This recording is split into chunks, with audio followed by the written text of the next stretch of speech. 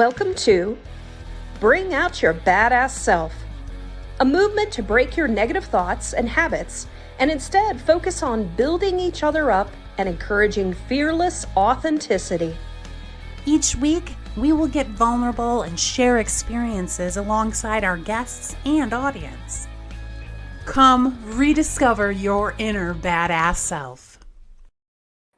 Good morning, badass. Hey, good morning. How are you? I am well. How are you? I'm doing good. I'm readjusting my camera because I messed it up a little bit. There we go.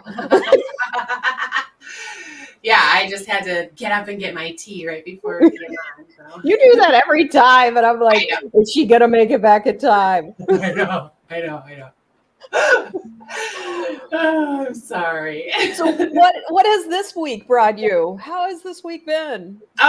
This week has been good. I've been struggling. I am trying to wean off of a sleep medication, and I have been struggling.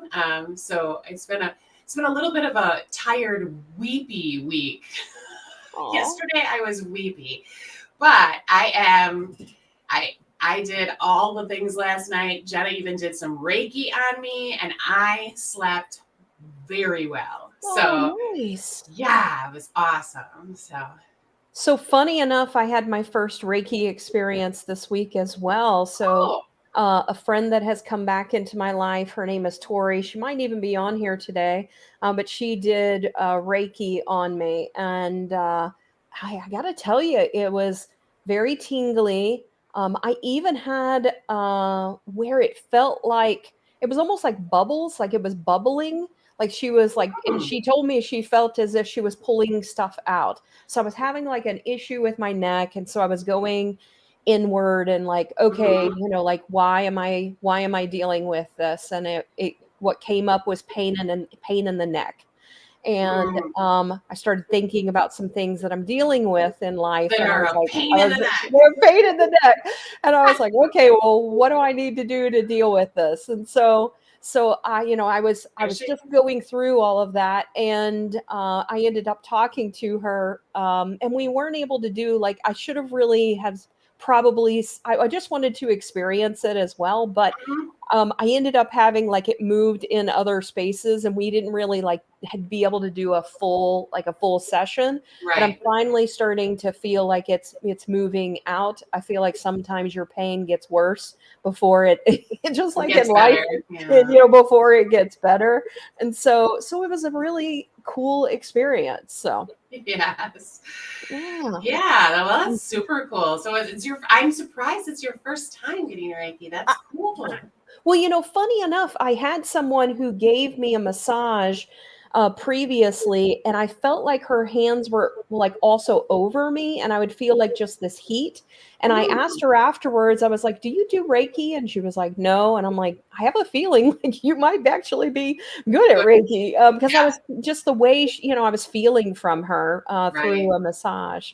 So we got lots of people coming in. Yes. First, I'm going to go down to this one. Jesse said, it's me. I'm the pain in the neck. I saw it, and I almost bust out laughing. Oh, my gosh. And I also loved Dan's, are you all twinning? Yes. We always do that. And so people haven't noticed that in the past. Right. Well, our shirts fit differently. So a lot of times, they don't necessarily know. But this one, you can totally tell. You can. Yeah. Tori said, good morning, ladies. And that's Tori, who was, that I've been meeting with. And then early on, so this was, Jenna Goodwin says, so happy to be here, setting my alarm. So she did that at like 8:50 p.m. last night, reminding her of this particular show. And then Amy also late last night sounds like she was looking forward to this. So Amy and Jenna, let us know if you have made it on this morning. And then we have Eric coming in from LinkedIn. Good badass morning. Good badass morning, Eric. I always love that. I do too. And then J Rose saying good morning, badasses. Today is a fantastic day, and I'm on again for a hot minute just to say hello. As I have to get to work, I will listen later. Have a wonderful day. So thank you for dropping by. Yeah. David, yep, thumbs up. He likes it. So as you guys are joining us, please say hello. We like to just hear your voices. And today we're going to be talking about beyond traditional therapy, a holistic healing to embrace your true self. So I want you to get thinking about your questions, about techniques and healing. You know, we even sort of started with that. Unbeknownst to us, we're talking about Reiki, which is maybe you know about it, maybe you don't. I'd be interested. You know, what do you guys know about Reiki? And then we're going to go even deeper today. Yes, super excited. Hopefully, Jenna hopes to get on as well, because she, you know, this is a topic near and dear to her heart. You know, it always makes me kind of giggle because my mom was very into this stuff. So, you know, like I was getting Reiki in the 80s, you know, like from her. And, you know, we all, because we were kids and we were like, oh, Mom, no. You're not going to just like wave your hands over me. Like, come on. You know, like she'd be like, just lay down. You know, I'm like, you know, and now it's like, you know, we're all very into it. So it's too funny when I think about like, you know, the things that, you know, we would say like as she's chasing us around with like powdered supplements or, you know, all the weird stuff she did, like trying to squirt echinacea in our mouth and stuff, you know, all that stuff we all do now, you know, like it's, you know, it's very fun. We got more people coming in. So nice. Amy's here. She said, morning, y'all. So good to see you, Amy. I'm glad you are dropping by. And then we also have Maria coming from YouTube. She said, happy Friday, badass ladies. She had something I wanted to attend yesterday. She had it at 5:00. She started a new company. So she was talking to someone. And so for you that are in the tech world, especially construction side, go check out Maria. Contact Financials. Let me know if I got that right, Maria. So go check her out on LinkedIn if you're in that sort of industry. And then Andrew, so Andrew has been very sweet. He has allowed me to come on to sort of a think tank regarding marketing and sales and stuff like that. And so Andrew, thanks for joining us. He also said, I just realized you both, I would say BOYBAS uniform. Exactly. Mm-hmm.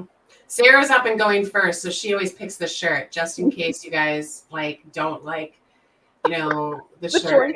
It's Sarah's fault. It's all my fault. Kate sends me a message. She's like, shirt? Like, which shirt? What are you doing? I'm like, this morning, I was like standing in front of the computer in my bra, like, well, she's either going to get this or she's going to tell me the shirt. She was afraid our guest was going to be on, so she did not join it. Yeah. And then Dan said Reiki is a new subject for him. So I have a feeling it's going to be today's going to be a huge subject or a new subject altogether for you, Dan. Mm-hmm. And then Gabe, thank you so much, Gabe, for joining. So unbeknownst to me, Gabe is like very well connected into like all of LinkedIn. He sends out this wonderful newsletter that like tells you all of the LinkedIn lives that are happening, audio events, things like that. And he has it listed out for the entire day. Like today's was starting at 3 a.m. Wow. So it's starting at 3 a.m. and we were in there. So I just wanted to thank you, Gabe, for including us. And I just love that. I was able to like find some new stuff too. So thank you for that. That's awesome. And then with Amy, she said, I used to think Reiki was woo-woo. Then I referred to someone I was referred to someone and have seen her for 7 years now. It's been fundamental in helping me heal and move down certain paths. So I love that. Yeah. We're just getting so much this morning. So you guys are so engaged. I love this. And so, the historical evidence points to Jesus performing his miracles via Reiki. The lost years, where there's no mention of him, he was in the East studying healing. That's what I've understood as well, and it was excluded on purpose. So Interesting. we got a lot to go through today. I'm going to continue to bring up your comments, but I want to go ahead and officially bring our guest on. So let's do that. Hang on one second. And so let me switch over. Good morning, Wava. How are you doing this morning? I'm doing great. I'm a little tired. I'm usually in theta state at this time of day, but I'm for action this morning. So good. Well, we are excited to have you today. And so I just want to do an official introduction. So today we have Wava Morrow, and Wava is a licensed professional counselor and ordained spiritual counselor, and she is dedicated to facilitating self-healing through a unique blend of modern therapeutic practices and ancient wisdom. And with her focus on holistic health, she empowers individuals to confront their traumas and connect with their higher selves, fostering personal growth and healing for a brighter collective future. And so today we're going to explore not only Wava's journey, we're also going to talk about a little bit more unorthodox strategies for wellness and her experiences with quantum healing hypnosis therapy. And so it's also known as QHHT. And our conversation today is really going to go beyond the traditional therapy. And our hope is that it will inspire you to embrace your journey, to release and unleash your inner badass self, and to discover your true self. And so with that, Wava, I just want to start out with maybe if you can give a little bit of for the audience, what it is that you do currently in what it is that you do with your clients, to give them a little bit more perspective. Yeah. As you said, I am a professional counselor. So by trade, that is what I get paid for. And I've been doing that since 2008. In the midst of that, there's many modalities that have started to come into my practice that I've started utilizing. But right now, it's kind of a mixture of all those different things based off of the individual and what they're seeking. Very cool. Yeah.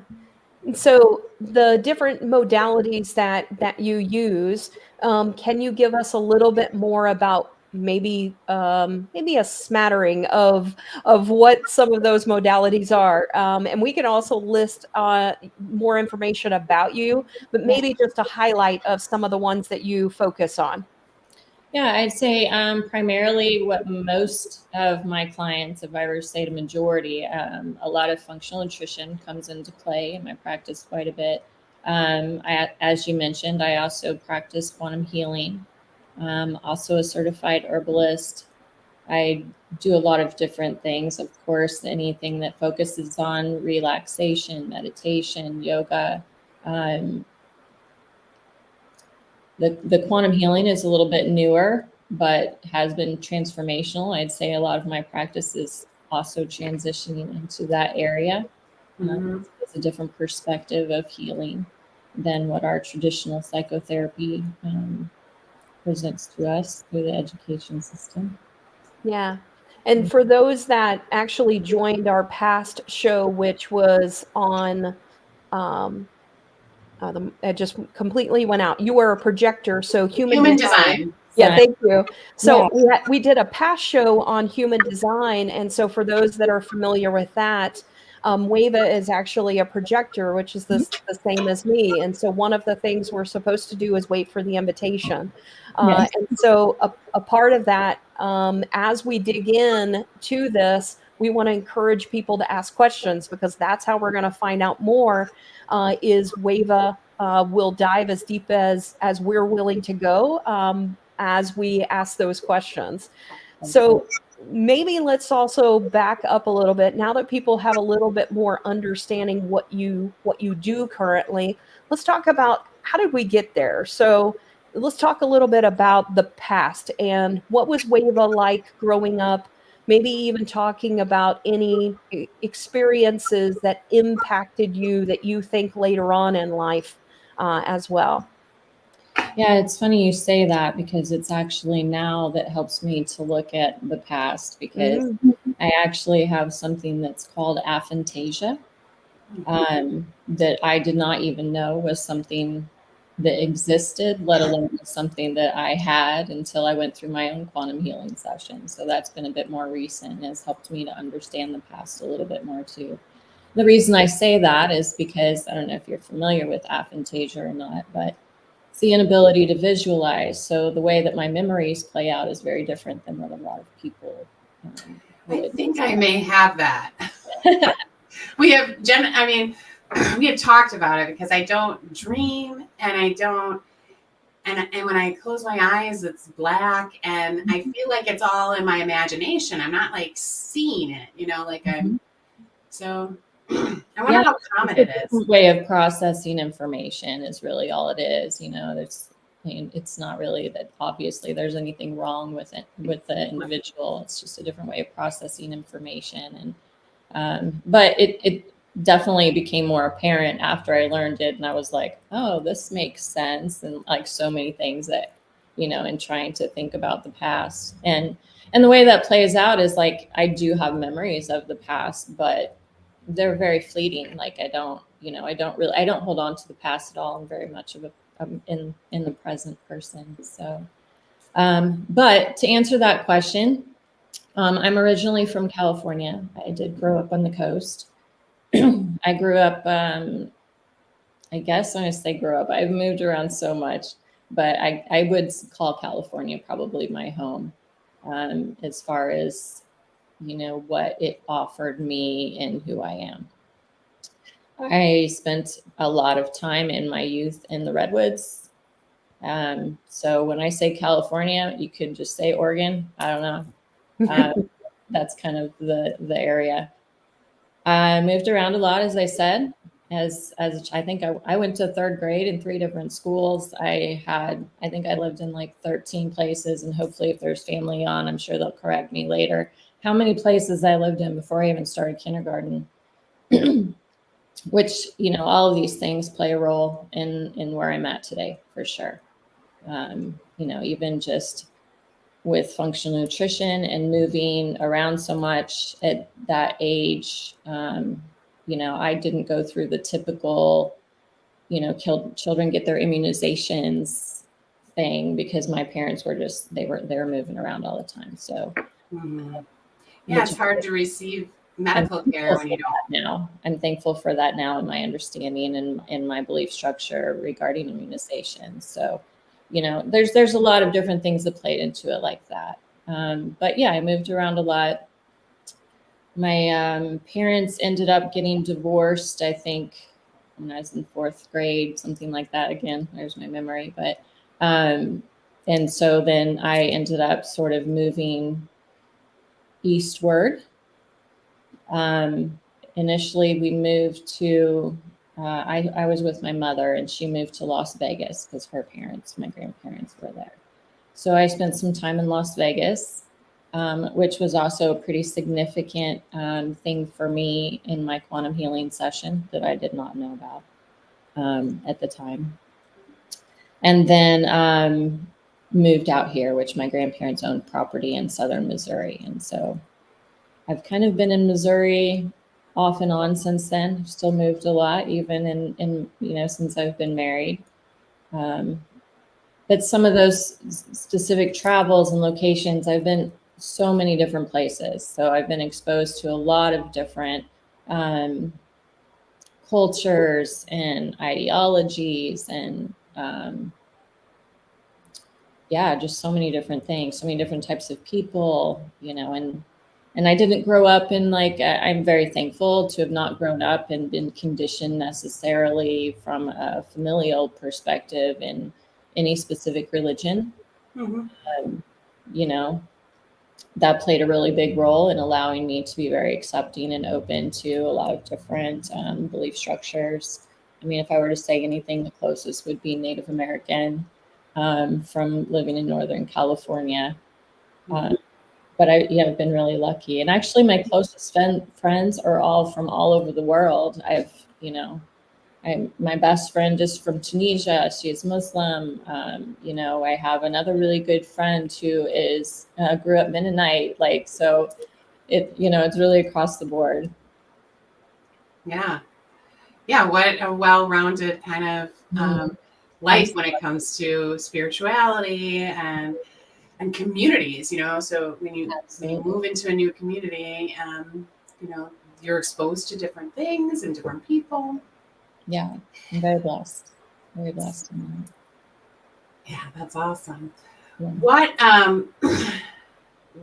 What as you have continued to practice, I'm curious, what do you often, what's kind of your, I know you probably don't have favorites, but what do you think is like the coolest thing, that you practice? Like what really feels, like what do you get excited about? I'd have to say honestly that the modality is less of my passion than just working with people, because being able to see them transition and raise their frequencies and consciousness and just feel better about how they're living their lives, like that's what I'm passionate about. The modalities have been really amazing tools that allow me to reach more people.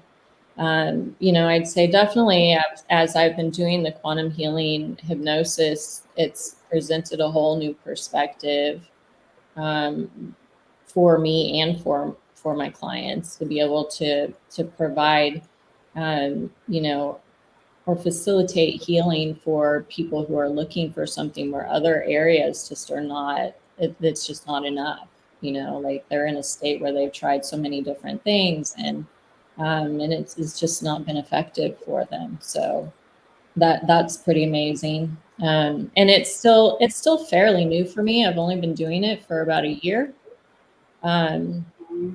So I'm transitioning with that. I'll be honest. I'm definitely transitioning with that. It's making it harder for me to practice traditional psychotherapy for sure.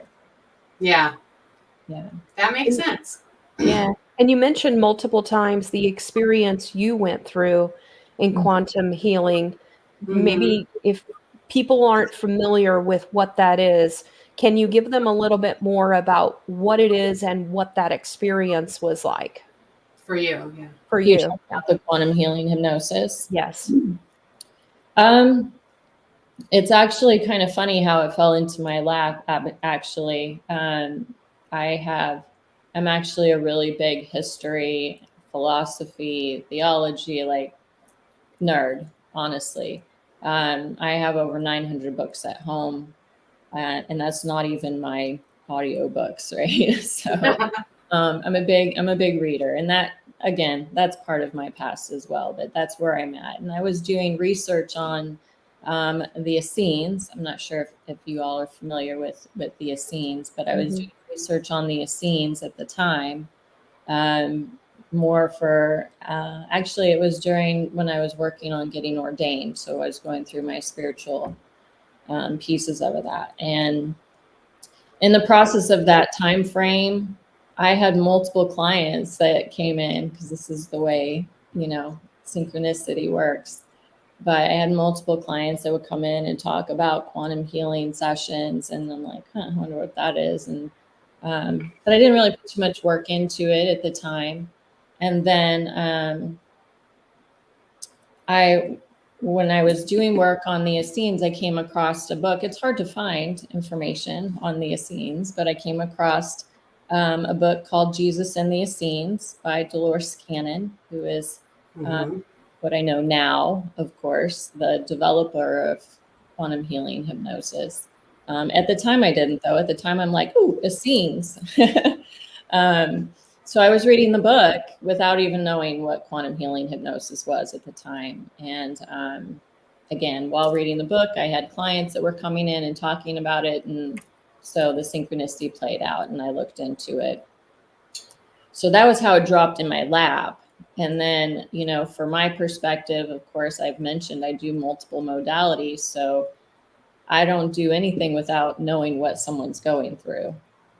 I won't utilize it as a modality. And so at that point, I had to confront how I felt about it, right? Because I'm going to have it done, which was actually a pretty big deal for me because prior to becoming a practitioner for quantum healing hypnosis, I was actually a huge opponent of hypnosis in general.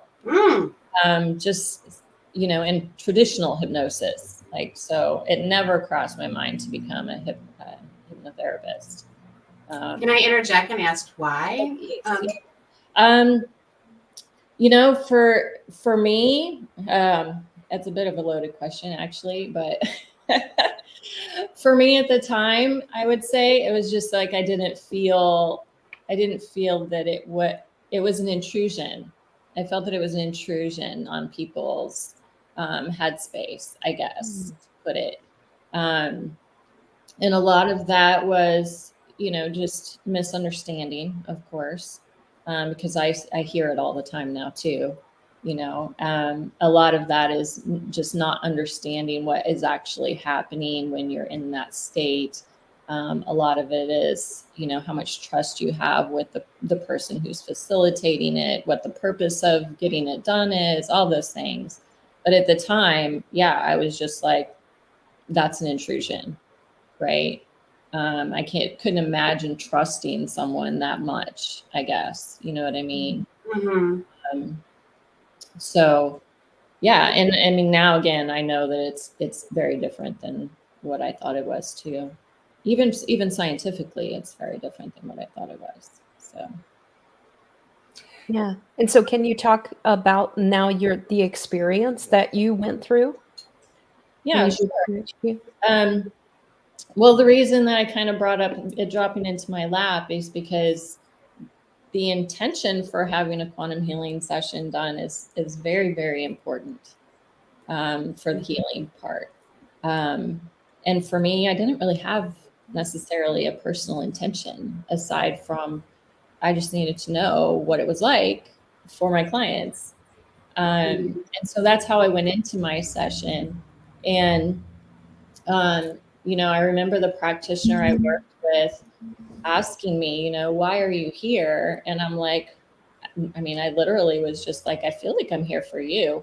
That was what I told her at the time. And, you know, so we went through the process and I don't want to give too much away, of course, on the process, but, you know, as we're going through the process, one of the big things again that came out of it is I was explaining to her in the beginning that, you know, I have a really difficult time with meditation. Like I don't meditate in the way that people normally would because I can't visualize. But going into this, I didn't know that's what that was. So that was something that came out of it. Honestly, I didn't even know it during the session that came out. Then I went through the facilitator I was working with. I know again now that I was a bit challenging because I do have this aphantasia. But it was really great both for her as a practitioner and for me because I was able to understand what was happening and the empathetic nature that I have. I was able to work around my aphantasia. I mean, I've lived almost 50 years with it. So, right, you know, but I was able to provide her with the feedback of, hey, this is another way to reach my subconscious that is not through visualization. So that was really helpful for her as a practitioner. Did you for years like think you were visualizing because you were like imagining it, or no, honestly, I didn't even take it that far. I mean, because I am an artist also. Like I draw all the time. I'm a photographer. Like I've been infatuated with photography, which of course all this makes sense now. But you know, at the time I'm just like, well, this is what everybody does. You don't think anybody's different, right? That you see through your eyes. And I knew, I just assumed like when I would do a guided meditation, I would listen to it and it would like, it would like put me to sleep, honestly, is what I thought was happening. It wasn't putting me to sleep. I was actually going through meditation and just in my own way. And so a lot of it was, again, to answer that question is just like, I thought everybody else did it the same way. I didn't know that it was any different. Yeah, it was, I think a few years ago that, and you'd let me know that this actually isn't like full aphantasia or maybe aphantasia and all. I'm not positive. But I have a hard time visualizing. I just see black whenever I close my eyes. But when I dream, it's very, very vivid. It's like movie vivid. But you said that true aphantasia is where it's both visualization as well as, can people have, I have heard that you can have like portions of aphantasia as well. Spectrum. Yeah, a spectrum. Okay. Yeah. And so for me, what I have found, because this was introduced, it was right before I actually went to someone who was doing a past life regression. And someone had exposed to me, they were like, oh, but can you see when you close? And I was like, what do you mean? And they were like, when you close your eyes, do you, can you visualize the apple? Can you visualize the apple, a bite in the apple? What color is the apple? That type of thing. And I was like, no, it's just black. And then that's when I was turned on to the term aphantasia.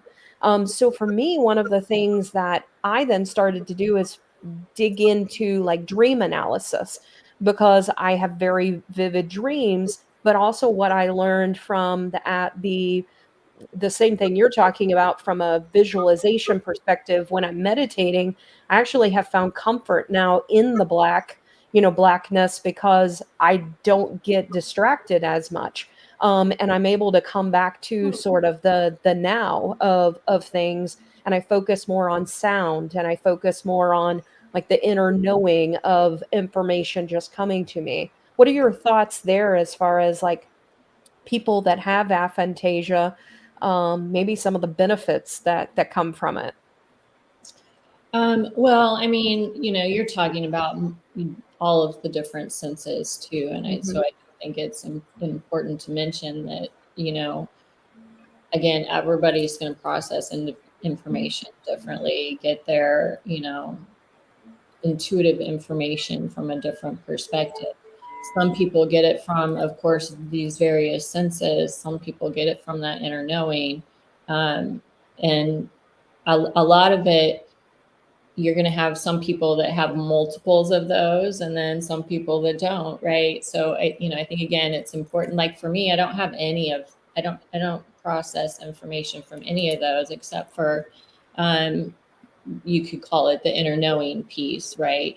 For me, I call it the instinct, the instinct that from an animalistic perspective almost. So definitely there is a benefit of it. When you're talking about aphantasia specifically, though, separating it from some of the other sensory pieces. And I think we have talked about this before, but that spectrum typically, if you have the ability to dream with visualizations, then, and you're not able to do that in your conscious moments, then usually there is some sort of block in the way of preventing you from being able to access information in that way when you're in your alpha state or in your conscious state. So so there's that piece of it that plays into a little bit, but of course, there's within that spectrum, it's not just, I'm not even saying that a block is necessarily a bad thing, right? And one of the things, and I don't know if we necessarily get to this, is that I don't even believe in a dualistic nature. It's a part of the way that my belief structure works. So I don't really believe in good and bad. So, for me, everything is a lesson or something that you're trying to understand about yourself. So, when I see block, I'm like, I want to know more, right? I think Yeah, I think something you just said, I want to sort of emphasize. You said you don't see things as good and bad. And that's one of the things that I've continued to sort of retrain my thinking, come at it from a neutral perspective. Yeah. And I found that it's really, I don't know, just helpful to be more open to the perspectives of each side of things. What are your Do you have any further thoughts on, the how it impacts people by maybe taking that type of approach, or what you've noticed from, even people you've worked with, in how, looking at things not necessarily as good and bad? Yeah, honestly, it's a very, very challenging thing for people to do. I mean, even calling it even calling it neutral is still a part of the dual concept, right? You're Mm, saying I'm in the middle of good and bad, where like to me Mm. it just doesn't even exist. hmm. Um, but it's definitely, I think, where like a stepping stone in my practice, it's a stepping stone to just sort of look at it from a neutral perspective, Yeah. because it's really ingrained systemically in our society to look at things from a dual nature. Um, so yeah, I mean, I don't know. Does that answer your question? Yeah, I think so. So I'm kind of interested to know then, how does that come up? How do you help people reframe, the way that they are thinking, right? Because um, I tend to think that things are really dialectical, right? Like that all things can be true kind of at once, like if you're experiencing something, you can also be experiencing the opposite kind of at the same time, right? Okay. Um, so I'm curious to how you, in your practice, help people do that reframing. I mean, it doesn't usually come up in the first session, I'll say. But, as people start to wean into it and, talk about their concerns, then it really becomes more of allowing yourself to see that every single relationship that you have is a reflection, that you're only seeing yourself. Now, everybody's not always prepared for that right away, of course, Hmm. because, like, oh, they're a narcissistic person and I'm being attacked. And it's really difficult to get people to understand that they're seeing that for a reason. You can look at, I have one person that can look at someone, and I'll just use narcissistic because it's unfortunately this term that's being thrown out all over the place right now in my world. But like, I have a client that will feel like this person is narcissistic, right? And the idea is that, you know, they'll look at that person and say they're narcissistic, but their best friend may look at the person and say, I don't know what you're talking about. I don't see that. Right? Because it's only important to the individual. It's only important in your own reality. Mm. So it's What very experiential and perspective everything. based. Yeah, I mean, as far as when you're talking about relationships is the easiest way, but it can just be even an observation. If you notice, like, you're walking down the street with someone and somebody points out one thing and another person points out another, it's your own individual experience, and that's why you're seeing that. The other person isn't meant to see what you're seeing. Mm. That's part of our lessons and our experience and our individual realities. Yeah, I definitely. like that. It can be pretty complicated, but yeah, I mean, basically every single relationship is an opportunity, or is in our life, I should say, to help us understand ourselves better. Mhm. Yeah. Well, we have some other people that have come in along the way. I just want to pull up and recognize some people. So Jenna is here. She said, "Good morning, love. So excited to hear all chat about holistic healing." And Andrew said, "Go Team Boy Bass." And then we also have, where to go? I went down too far. Give me a second. I can get my mouse to move. There we go. And so Divine, or Wisdom Mother Goddess, is here. She said, "My loves, hey, Divine." And she was also saying that she's, excited about today's show. She said that Reiki is life force healing energy. We all have energy healing points in our body. And she just, said, welcome. She appreciates you. And that she also felt that quantum healing and metaphysical practices are her jam. So she was interested in today's conversation. And then Tori also said, I love that Wava has a passion for seeing people set free, beautiful energy. And I got lots of comments. I'm not going to do them all, but I'm just going to point out a couple of them. Yes, we are done with duality. I'm curious from the audience, how does that make you feel when we say we're done with duality and some of the things that Wava has talked about here? Uh, I'm curious how that resonates with you, or what does that stir inside when we say those types of things? Because for me, as you know, I was always a fighter. Like I was always a person, coming at things for justice and stuff like that. And I really had to like sit back and go, okay, well, and sort of evaluate myself in understanding that part of me, and understanding that maybe what I'm actually fighting for is, the things that I experienced maybe in a past life, or experience even in this life, or like, why is it that I was feeling so drawn to being like a fighter, and someone doing that. So it just helps you as you start to reflect upon things. It really helps you to understand more about yourself, and an understanding also about the things that you learned early on in life, and start to question and say, but why do I feel that way? Like, why do I believe that way? Are some of the questions that I've been asking myself as well.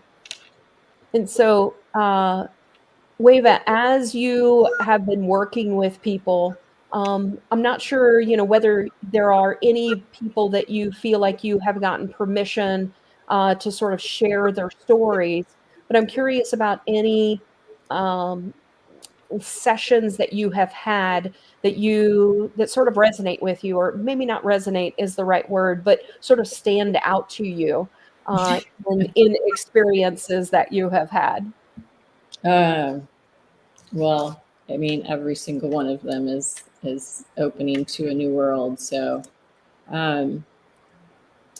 I definitely have a few that stand out, of course. And it's funny you say that, because one of the really interesting things that I've noticed, because I have been practicing counselor for quite a long time now. And I always remember my sessions, but I'm no different when I'm performing these sessions with people, in that I don't remember them until I listen to them either. So that's very interesting to me. For Wow. the most part, sometimes there are pieces that stick out, but other times it's almost, I go into the state with them, basically. That has to be really comforting for them on a like kind of almost spiritual level, right? Like they can probably feel your presence, that you're there in that same state. Well, I mean, I don't know. For different people, I think that's probably, there would be a different answer for that, because people come in for so many different reasons. Some people come in for, remind me of your question in a minute, Sarah.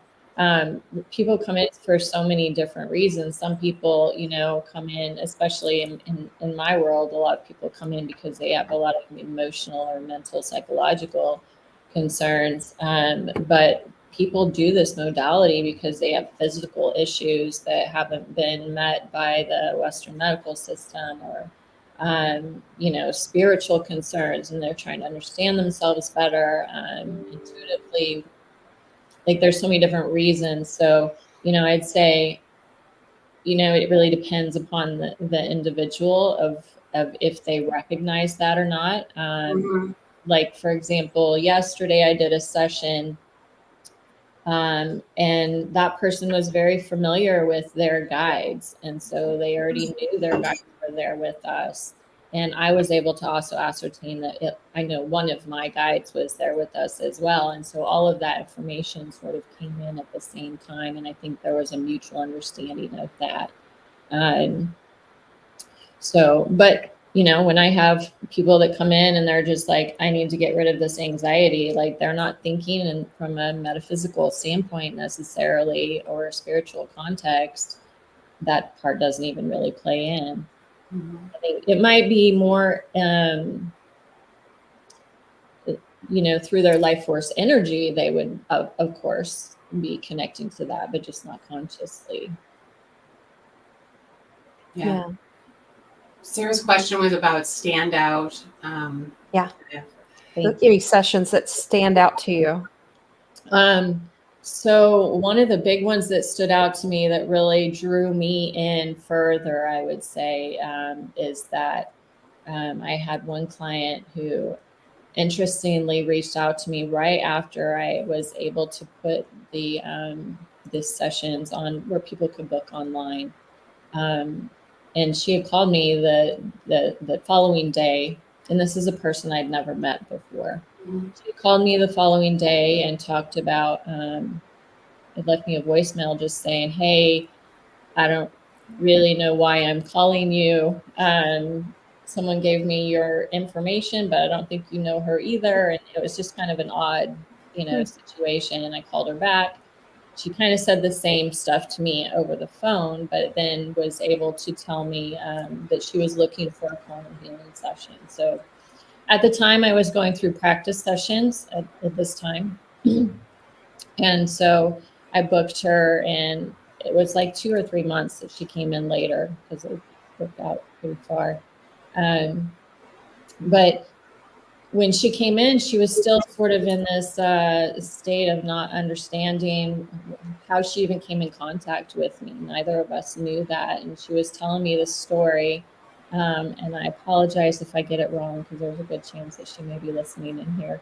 But I was listening to her tell me the story as she came into the office about how she's trying to figure out how she connected to me. And she had ended up doing this meditation while she was driving back from Columbia, because she was from the North St. Louis area. And number one, I was like, I don't think you should be meditating while you drive. But whatever. So the meditation was a Dolores Cannon meditation, a futuristic meditation, which I was unfamiliar with at the time. But basically, as you walk into door 1, 3, or 5, and that's how many years in your future that you're going to see when you open the door.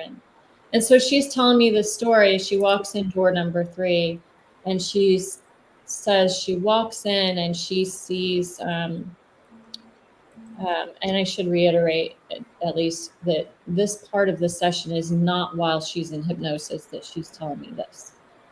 This is when she's just interviewing at the beginning, unfortunately, so it's not recorded. But anyway, she's telling me about walking into door number 3, and she's explaining how she opens the door and she sees this big yellow house, and it has a big front porch. And then she's gardening in the front yard, and then she opens up the door and she sees these golden yellow hardwood floors and blue walls and a white couch. And a white chair and big windows. And she's just telling me her experience, right? And ultimately, in my head, though, I'm like, she just walked into my house. Right. So, like, this person doesn't know me, and she's describing my home. Wow. So at that moment, I was like, okay, this is interesting. But I'm doing a session. I mean, in my job, I've gotten pretty good with a poker face, right? But that's what I'm thinking. I didn't want to taint her session. We continued on the session, which was interesting in another way too. But towards the end of the session, one of the things that I do while they're in the trance state, at the end of the trance part of the state, is ask them why they brought her here, right? And what they said is, you can ask me that question in a minute, but what they said was that she asked to see someone who lives their life the way she wants to live it.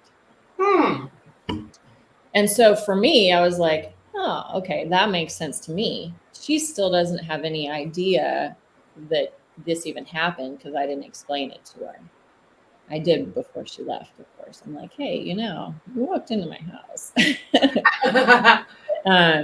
So that obviously was a very big moment for me in one of my sessions. And I've had others since then too, where they'll play out and where I'm connected to their reality in some way.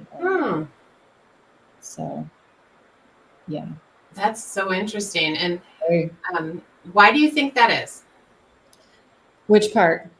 Why do you think that, people are connected to you in their reality and are drawn to you? Like, why? So that's a big question, but ultimately, my belief structure is of, we set all of this in motion before we come. We what? We set it all in motion before we come. Ah, okay. So, we have these contracts, if you want to call them contracts, that are played out, and that we need to experience this. We need to understand this. And, these different people that you're surrounded with, that you meet and encompass in your lifetime, all play a role in that, almost like playing a part in a movie. And so ultimately, yeah, at some point they're drawn, whether it's me or what I do or whatever, ultimately that's, I think, still up for interpretation. But definitely, I think that's because it's just meant to be that way. Short answer. Yeah. We have a new person. I just wanted to call out Amy Goddard. So thank you for joining us. And one of the things that you said you can ask me that question, and I'm curious if this is a question you thought we might ask. When you say they, who is they? Yeah, so I use the term they when I'm working with people in this state. Ultimately, the way Dolores Cannon, if you're familiar with any of her work, the way she would present what's happening in the hypnosis state is that we're working with a person's subconscious or their higher self. What I've found, though, number one, I'm trained in psychotherapy. So what the subconscious means and the way she presents it and what it means and, psychotherapy are completely different things, right? So, some people might call it the higher self or whatever. But what I found in doing sessions is that a good portion of the time, maybe like 80% of the time, when that's being communicated, when information is being communicated to us during that time frame, they identify themselves as we. So I call them they. What I would say is it's basically your life force energy. I love it that she utilized that term, your guest on here, because that's exactly what I would call it, is life force energy. And basically it's that source or piece of source that exists in each of us that we have access to. Now, sometimes it also is multiple sorts of entities or sentient beings that can be presented, but sometimes it's really just energetic influence that is in the plural. Yeah. Interesting. You mentioned Dolores Cannon several times, so I went ahead and just put her website where people can go and check her out if they're wanting to know more about her. Are you also familiar with Barbara Brennan as well? Okay, Yes. okay. And so, because I know that's, I actually was introduced to her before Dolores Cannon. And also her 3 books. So Hands of Light, Light Merging, and I think Core Light Healing. And so How do you think that that plays into a lot of what you're talking about too? I mean, ultimately, I think it's everything is connected to the same ultimate source, right? I think that, Barbara Brennan's work is amazing and looks at obviously the subtle body and, is, I think, a little bit more connected to how, we as individuals utilize this source energy while we're in this physical experience. And for people like her and people that she's trained, a lot of that is similar to Reiki or other forms of energy healing, of course. I think it's a little bit different for me in the way that I practice because I'm very much a conduit of what's happening. I do not attach myself to it in any way. I'm just like open. Okay, flow through, go wherever it needs to go. And I'm sure there's a lot of energy healers that would say that as well. Yeah. But mine doesn't come through me again in the physical sense, like it does with a lot of people who do energy healing. Mm-hmm. Yeah. I'm going to pull up Jenna's comment. It's long. It's going to cover you, Cate. So much that Wava has said today has been a compilation of my thoughts, feelings, perspectives, and experiences over the last couple of years. We are all mirrors for one another. I align with the belief that there isn't good or bad, but feeling confident in the belief in day-to-day life is hard for me to explain, therefore hard to live its truth. This has helped me so much. A lot of Wava's beliefs align with mine, and I also love Dolores Cannon and her work. Thank you for today. I am so grateful. Yeah. So, so thank you, Jenna. And so, so we've talked a little bit about your past. We've talked about some different unorthodox strategies and things like that, as well as your experiences with quantum healing. I guess maybe I'd like to ask a question that would require you to maybe come up with a little bit more of a question. What do you think we're not asking that we should be asking? Good question. I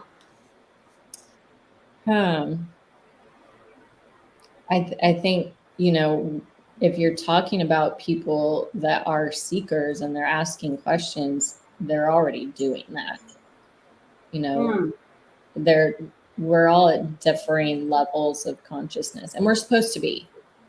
Like we're not. None of us are in a place where we're not supposed to be. I think that's really important. So, asking questions that are specific to where you are in your life is what needs to happen, because each individual needs to ask a different type of question. It depends, because your question is going to be based on what your path is. Mm-hmm. I love that. And that is one of the things that I have continued to believe, is that my path is not the same as Cate, is not the same as Wava, is not the same as Andrew, as Jenna, as everyone else. And so the experiences that I'm going through, no one can really understand them because they're not living my life. Mm-hmm. And I think that I want to go back up to something that I saw from Divine here. It's all one, basically, how source God doesn't judge, but unconditionally, not on no non-duality. And so what I really like about this is, God doesn't judge, source, it is unconditional. And so when we think about things that we think are right or wrong in life, for who? For you, for that other person, it might be the right choice for them, might not be, that's us making judgment in things.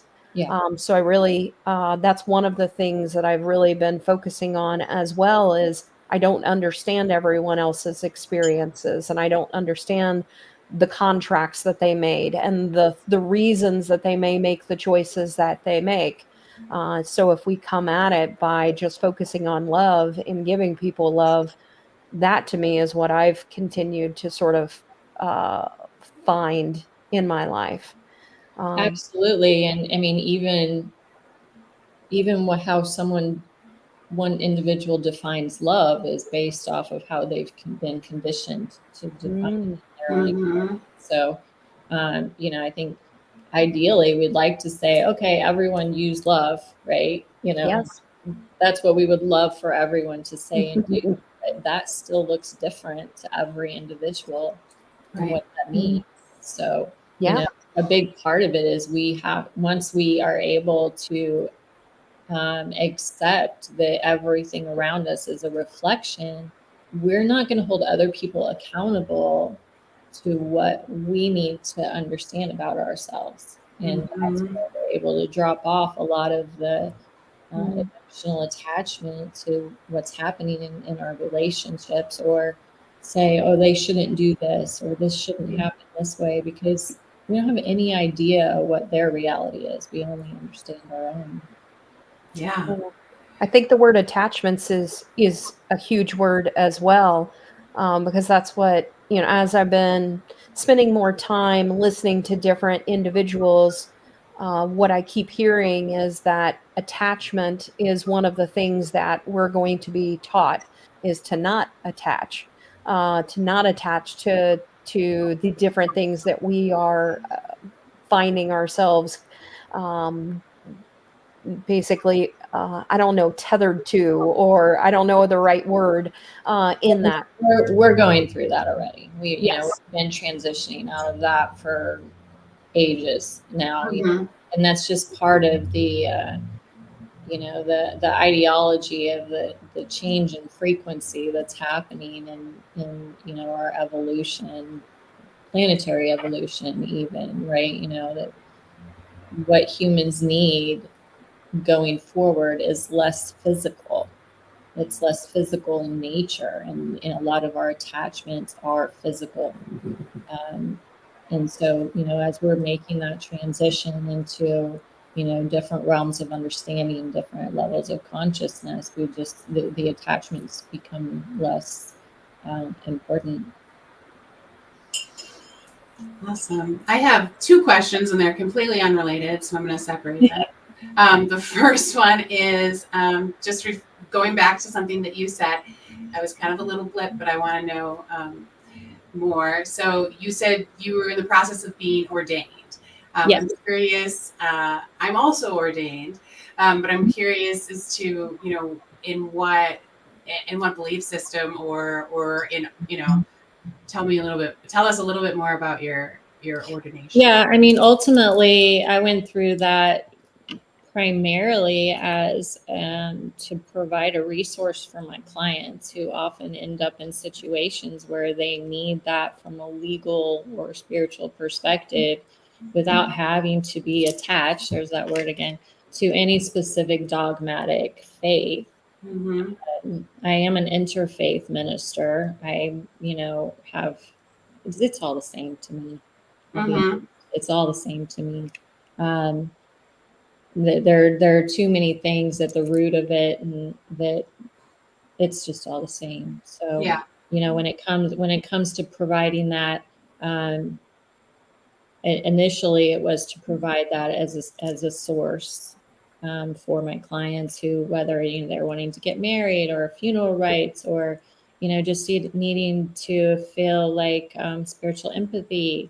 Different things like that, to be able to provide that for them. Of course, going through it had my own pieces of learning to play into it as well, which I'm very thankful for. I mean, ultimately, that brought me into quantum healing, if I look at it that way, right? So, had I not been doing specific research on the Essenes, I probably wouldn't have dropped into, some of these other things that I'm practicing now.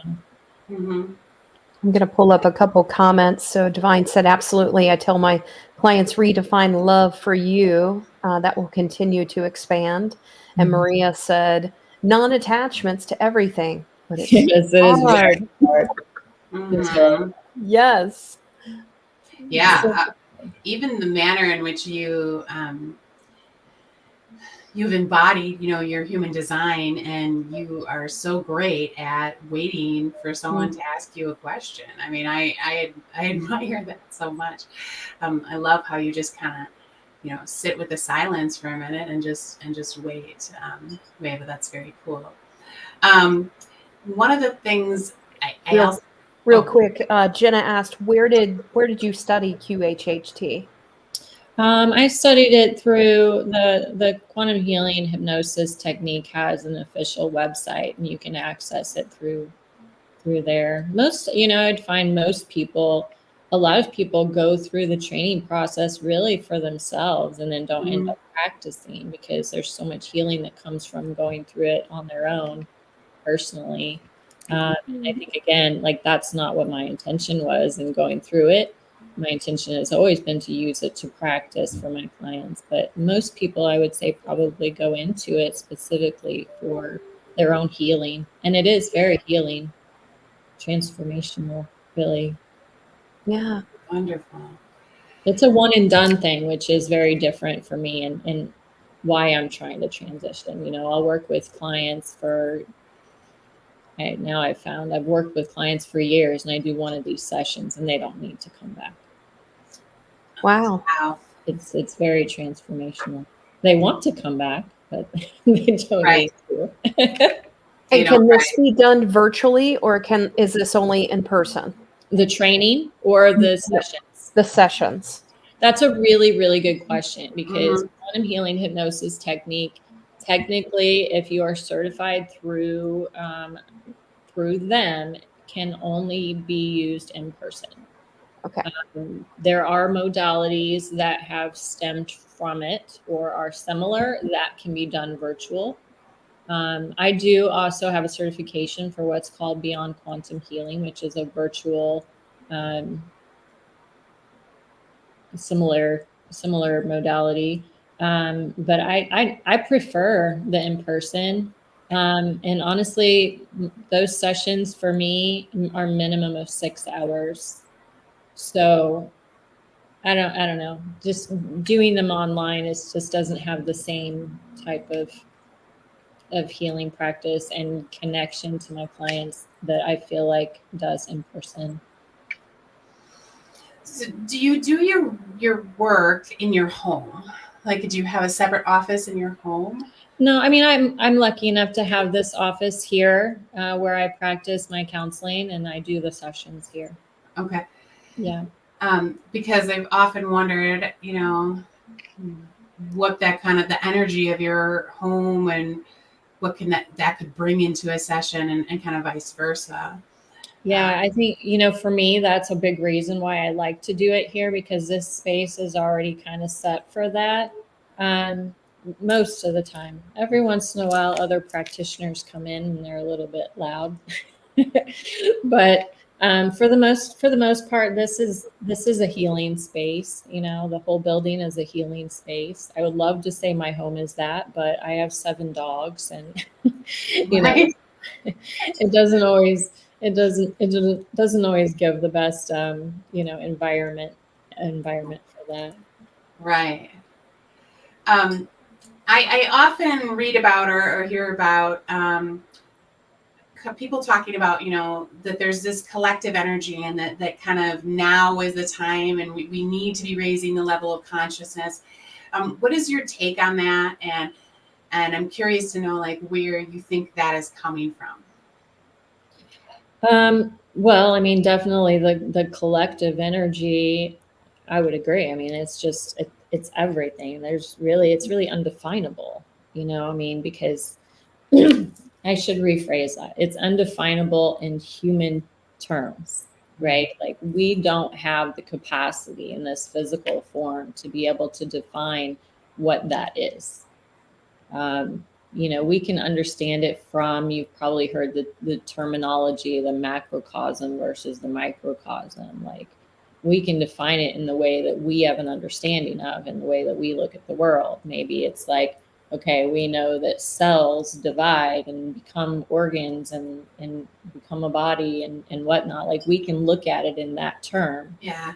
and scale it to what we think might exist beyond that. But ultimately, that collective consciousness would be just energy. It's energy in its purest form that is, putting itself into other environments in order to, not even necessarily in order to, I can't say that it has a purpose at the time that it becomes collective, but it just is, it just exists, and we're all a piece of that. And do you believe there's something kind of unique about right now versus, maybe different points in history? Good question. Yes, definitely I do. I mean, I think if you're talking about number one, from a linear perspective, right?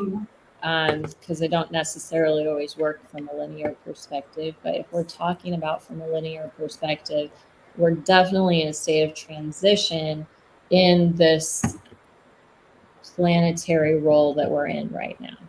If you're talking about Earth and the way that Earth is changing, both as the planet itself changing and the different levels of consciousness that call planet Earth its home, and now that includes humanity, of course, and humanity is changing as the Earth is changing as well. The Earth is evolving as much as humans are. And so, there's transition that is happening with that. So I would say, yes, definitely, that there is a transformation happening. But I don't think that it's quite so obvious and dramatic as a lot of people might say. And people have been saying it for ages. Right. This is the end of the world. I mean, it's in the Bible. This is the end of the world, right? So, we have to understand that we all play a role in the transition, but it's microscopic in terms of evolution, right? If you can look at the big picture, you can see, yes, this is definitely changing, and everybody can do that. What you anticipate to happen is also a part of your reality. So how much of that are you giving your headspace and your energy to, and how much are you collectively giving that energy to? And all of that plays a role in how it changes. In your practice, do you often find yourself coaching your clients or but I don't know if coaching is the right word, but I'll get to what I want to ask. How, or maybe it's a how, letting go of that past, how you said you're kind of blessed with the ability to stay in the present and really be focused there. I feel as though, a lot of humans struggle with that. So what are some of the tactics or ways that you do that? Is that really, where these other modalities come from? And is that what that transformation feels like when it's over? Or are there kind of more tactical things that you suggest? Well, I mean, there's a lot of other pieces, I think, in my own evolution that play into that, I'll be honest. But, I can tell you, even when I was a youth, I didn't understand things that were happening to me, and I suffered with different things, with depression and suicidology and all these things as much as anybody else did at the time. Everybody has their own experience. So I know that, but then there's also things that I've also learned about myself that help me to understand why I was feeling those things. Know that there's a lot of those things out there for other people too. So if they continue to ask questions, if they're curious about things, they will understand their own path. They just have to be ready to ask those questions and understand that the answers are there if that's what they seek. And for some people, it's not even about seeking. For some people, this experience is simply about experiencing being a human. And that's okay. That's what it's supposed to be, and we can't judge somebody else's experience based off of our own. Yeah. If I answered your question or not. Yeah, I think you did. Sometimes I look for like tactics to give people that I recognize, or that Jenna recognizes, that are just kind of on the beginning of their journey, and they're really stuck in the past. They're really and yeah, our past kind of does help define us, and in a lot of ways, but um, I worry about them. Yeah, I mean, well, one of the biggest things that I think is helpful to understand just about time. Um, yes, definitely. One of the things that, my purpose here is different, right, than what somebody else's would be. And so that's a reason that I have an easier ability to be able to do that, right? So, understanding that that's not what everybody else is supposed to do, I think is really important.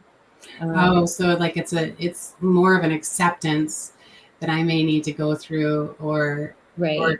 Yeah, to just feel, that is their journey. That's where they are. And Yeah. I mean, being able to let go and you don't want to take anybody else's lessons away from them. Right. It's really, really important. And it's really, I mean, you have to separate yourself from other people's lessons because they need them. Mm-hmm. Part of their experience. That's part of their growth, their evolution, whatever you want to call it. And especially as we, like as mothers, that's really, really difficult as a mother, Yeah. right?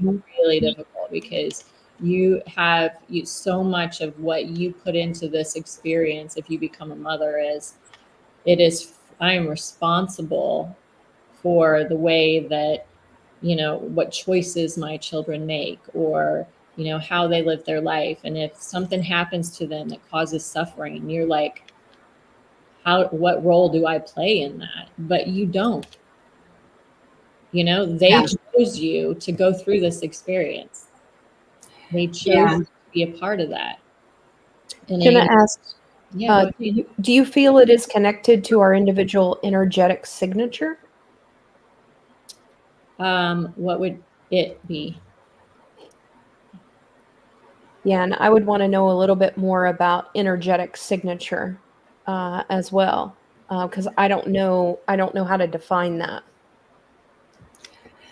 I'll say that I think my motherhood journey, it's different from my wife's journey. Jenna's journey is very different than mine, as all journeys are, right? But I found it easier to not judge or accept my kids and my wife than I do other people. And I think that's because it comes from love. Like I've really, truly, over the last couple of years, begun to understand that is what is truly in their best interest, to not be judged and to be allowed to experience what they need to experience. But I find that I have a harder time doing that with people I'm more disconnected with, where I don't, deeply love them, and it is not my job to keep them safe. I don't know if. I mean, and absolutely, I think that's a good example of how we all have a different experience, because for some people, their contracts or relationships, if you will, the ones that are closest to them those are the lessons. And for some people, those are the support and the lessons are somewhere else. So it's really, to be able to recognize that is really big. Mm-hmm. So Divine, add a little bit definition for me for Jenna's comment. Energetic signature is our true nature, our unique personality or soul blueprint in one. And I'm hoping Jenna is typing in what it is. It is. She was wondering what it is in terms of that being connected. Yeah, I would love to answer that question. I just want to make sure that. How to help people not live in the past. Does Wava feel that individual energetic signature plays into their experience the way that their contracts do? Absolutely. Okay. Absolutely. Yeah. I mean, it's all said. I mean, I don't want to say, that, everything is necessarily faded out. Like that's not what I'm trying to say, because we do have free will. We can change anything at any moment from, what we determine we should come into this experience with. And I don't even like using the word determine, because there's sort of that deterministic ideology attached to that, because that's not really what it is either. I mean, we're all a piece of this experience. It's almost like, if you think of a piece of cloth that's interwoven, and each thread is an individual soul, right? But then you take that cloth and you maybe imagine it to be surrounding a multifaceted gemstone. And so there's all these different dimensions that we're all a piece of as well. But we're only in the one part right now. We're only seeing that one piece of it. But we're connected to every one of those pieces where that fabric crosses. And I'm sure someone who does Akashic readings would be able to explain that a little bit better. But ultimately, we're all connected, but we're seeing it in this particular reality that we're in at the moment. And that's the most important one that we're in at the moment. I think that is a great way to sort of end today's conversation. And I also want to point out, I've added 3 different links. So if you want to learn more about Wava, here is a website that gives you more information about her. And then if you're wanting to learn more about QHHT sessions, so she has some on there, and learning more just about QHHT, this goes to her YouTube channel. And then if maybe you just only have 20 or 20 seconds to a minute to learn more, you can check out the TikTok. So comments, thank you, Wava, for your work. Wava is amazing. This was a phenomenal session. And so I just really want to thank you for helping us to understand about some modalities and healing practices that maybe a lot of us aren't necessarily familiar with, but also just I think a different way of thinking as well, in how it is that we think about the world and people's experiences and their path as well. I think that really came across today in the way that the things that you express. So I just wanted to really thank you for that, because I think that that's one of the things that helps us to sort of self-reflect ourselves in our path, to think a little bit more about how it is that we may have been programmed, or the way that we may still be thinking about the things that are going on in life. So I think that it just gave everyone just a different sense of maybe how we can approach life differently. Mm-hmm.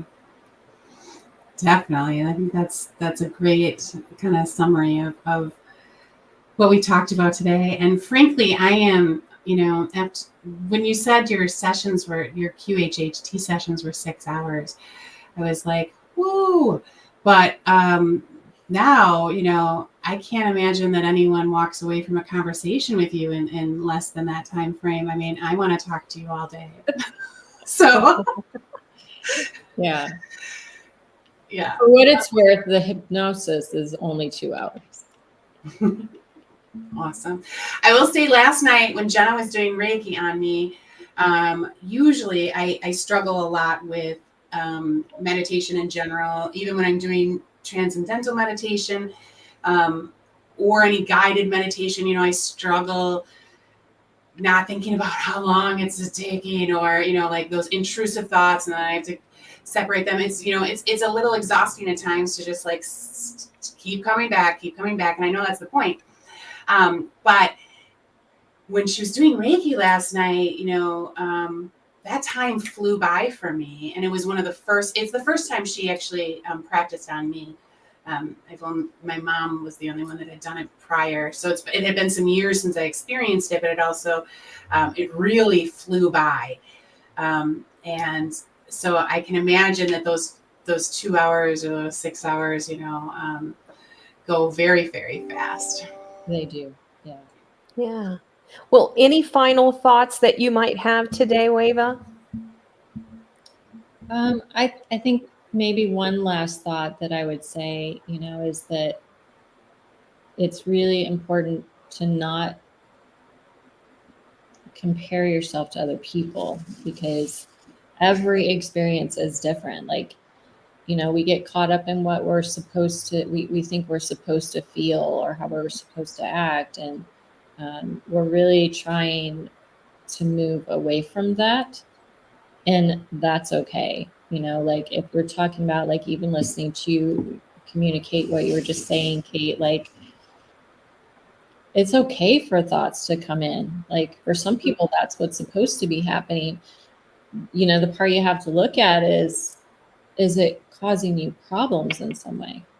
Mm-hmm. Because a lot of times we think that something's wrong with us just simply because something's happening. But that's perfectly normal for you, right? Mm-hmm. You have to look at where is it causing you issues? Where is it making you rethink your life? And that's the part you got to focus on. You get that a lot with a lot of, you hear the terminology neurodivergent, brains. And like, that's the thing. Like, it's okay to be who you are. Mm-hmm. Causing you issues. Where it's causing you issues is where you need to learn your lessons. And heal. And yeah. You don't need to change who you are. You just need to understand it. That's a wonderful final thought. I don't think we could say it any better. So I'm really appreciative for you guys to have me on too. Thank you.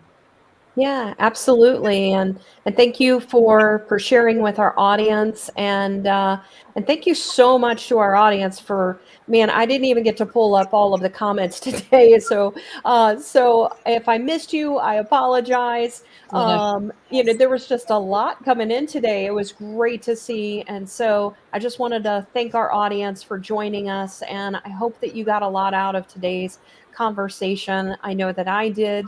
And so with that, we're going to end, and we want to wish you a great Friday and a badass weekend that will lead you into a wonderful Monday. Thank you all. Thanks for having me. you. Thank you.